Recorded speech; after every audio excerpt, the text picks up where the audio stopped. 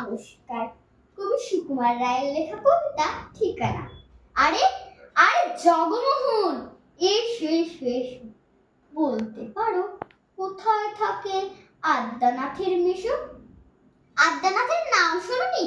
খগেনকে তো চেনো। শ্যাম বাগচি খগেনেরই মামা শ্বশুর যেন। শ্যামের জামাই কেষ্টমোহন, তার যে বাড়িওয়ালা কি যেন নাম ভুলে গেছি, তারই মামার শালা, তারই পিসির খুড়তুতো ভাই আদ্যানাথের মেশো।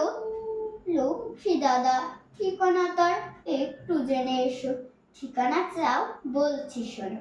আমড়াতলার মোড়ে তিনমুখতির রাস্তা গেছে তারই একটা ধরে।